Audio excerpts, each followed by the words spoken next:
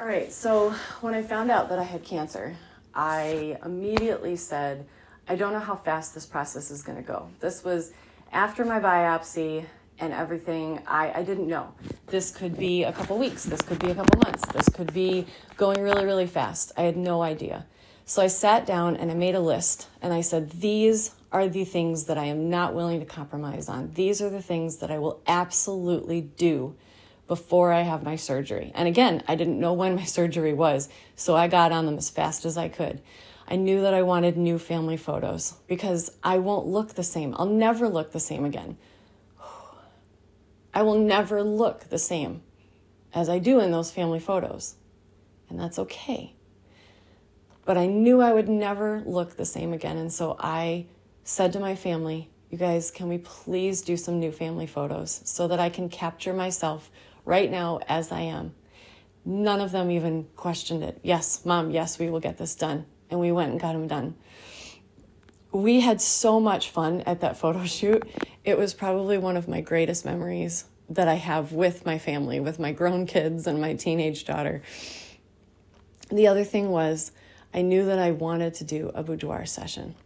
I am a photographer, my husband's a photographer, and so this is what we do for a living. I'm doing a fun boudoir session with my husband at our studio before my surgery on Thursday, and I'm just documenting and celebrating everything that has made me me until this point. And then after everything is said and done, and I have kicked this cancer's ass, and I have gotten a new set of boobies, I will do a new boudoir session with my new body, and I will love that one just as much. I wanted to capture my body the way that it had been. I wanted to show it off and feel sexy, and I went out and got some new lingerie, which was funny because I won't be using it again because it won't fit me.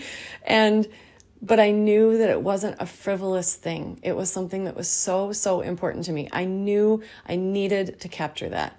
I wanted to be able to look back at those photos and smile. And while I'm going through this year from hell or 2 years from hell or however long it's going to take me to recover from this, I can look at those photos and I can hang on to that. Not with sadness, not with regret, not with, oh, I wish that I could go back to that. With closure. I had closure by having the boudoir session. I was able to love on my body and then say goodbye. I was able to say thank you, thank you, thank you to my boob. And I know that sounds silly and it sounds ridiculous, but why not?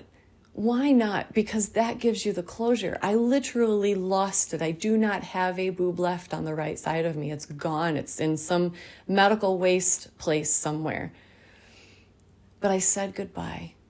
And it was beautiful and it was wonderful. And I actually ended up doing 2 different boudoir sessions, one with my hair straight and one with my hair curly. And it was empowering and it was wonderful. And I loved every single moment of it. And so I would highly, highly recommend that you do the same thing.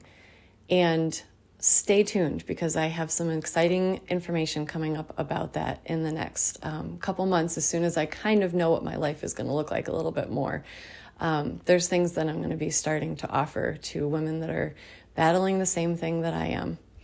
My next step is going to be finding out when I'm starting chemo.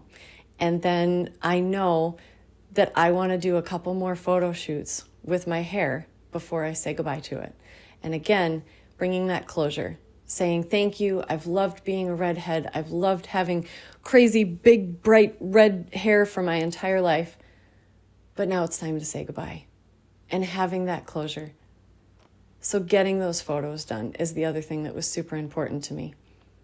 And then the last thing that I did, I set up my Christmas tree early because I knew that recovering, I needed a place that was happy and joyful, and I was going to spend most of my time in that room. And so I did everything that I could to make the room that I'm recovering in a happy, joyful place. I put things in place that make me happy, nobody else. This is my journey. This is my battle. Everybody else is with me, but I'm the one going through it.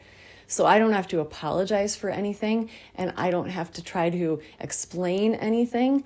If I want to eat SpaghettiOs out of a can, I will eat SpaghettiOs out of a can. I'm just saying do things that make you happy and joyful, and it will make a huge difference.